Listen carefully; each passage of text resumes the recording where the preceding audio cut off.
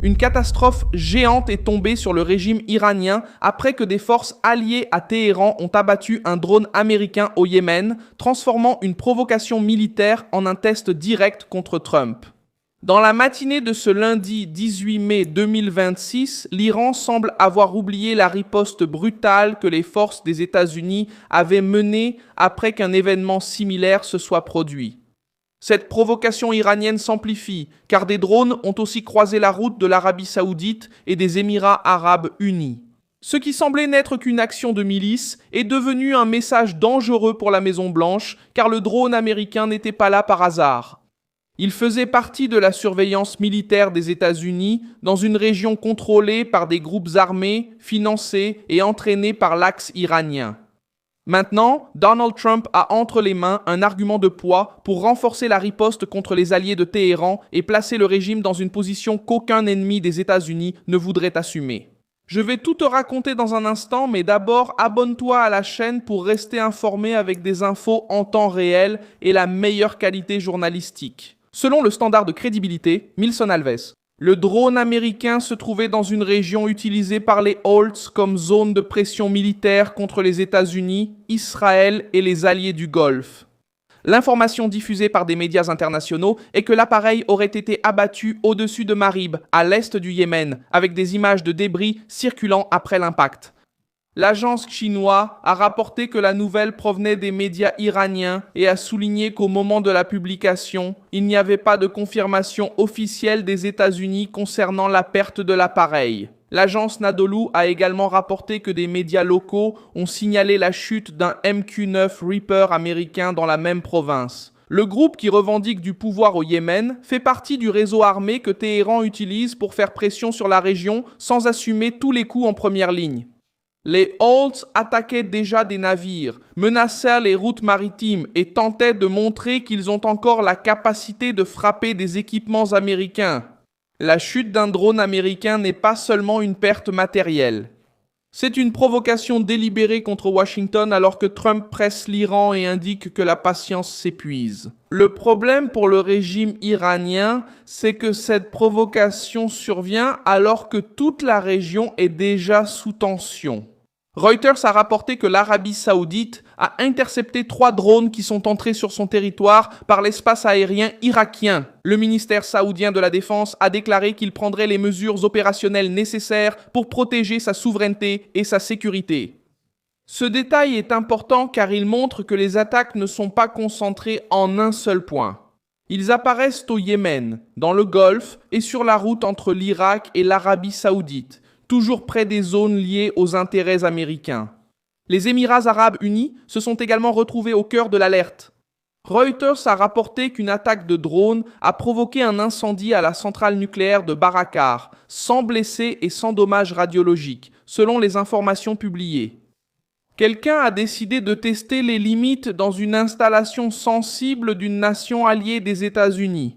L'Agence internationale de l'énergie atomique a confirmé la sécurité de l'installation et a demandé de la retenue militaire près des structures nucléaires, mais les dégâts politiques étaient déjà faits. Ce que l'Iran et ses alliés faisaient devient clair à la lumière de la succession des événements. Ils tentaient de maintenir la pression régionale tout en négociant avec Washington par d'autres voies. Le drone américain abattu au Yémen. Les drones interceptés par l'Arabie saoudite et l'attaque aux Émirats arabes unis apparaissent comme des éléments d'une même tactique. Créer de l'usure, mesurer la réaction de Trump et forcer des concessions au moment où le régime iranien souhaite un allègement du blocus naval, des sanctions et des négociations nucléaires. Trump a déjà commencé à agir à Washington.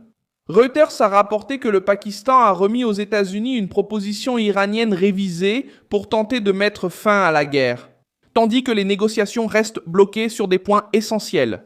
L'Iran exige la cessation générale des hostilités, une compensation pour les dommages, la levée de la pression navale et des garanties contre de nouvelles attaques. De l'autre côté, les États-Unis exigent des avancées concrètes sur le programme nucléaire iranien et sur la réouverture du détroit d'Ormuz.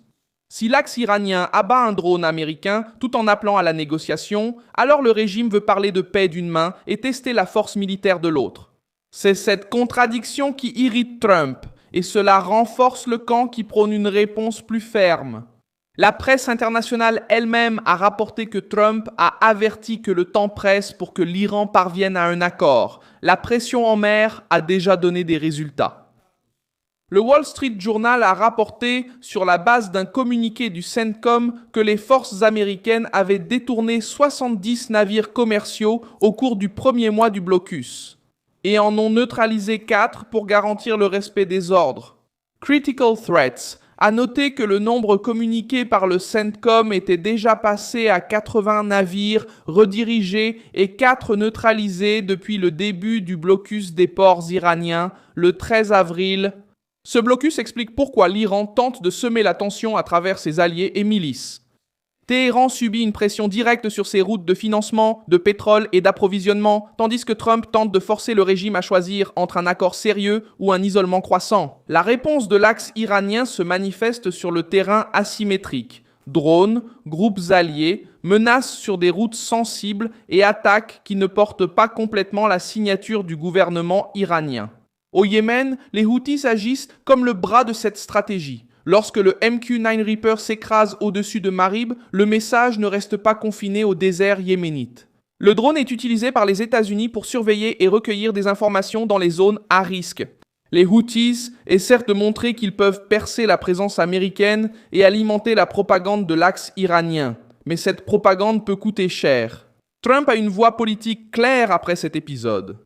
Il peut augmenter la pression militaire contre les structures Houthis au Yémen, durcir encore plus le blocus contre l'Iran, accélérer le soutien aux alliés du Golfe.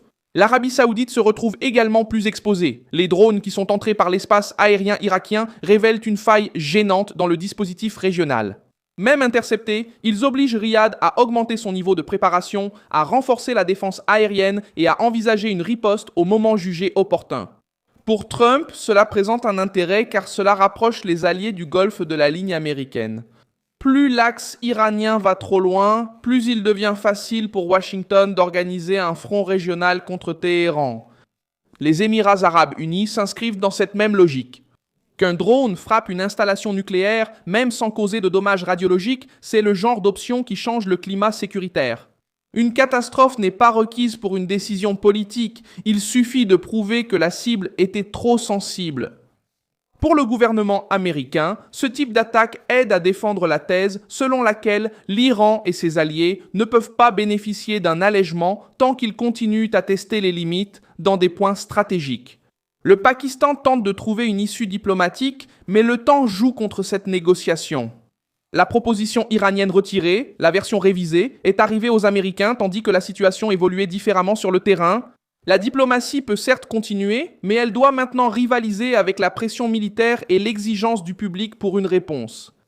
Si la Maison-Blanche conclut que la destruction du drone était une provocation supplémentaire coordonnée par l'axe iranien, la réponse pourrait être graduelle, un blocus plus strict, des frappes contre les infrastructures militaires des groupes alliés et un nouvel avertissement direct à Téhéran.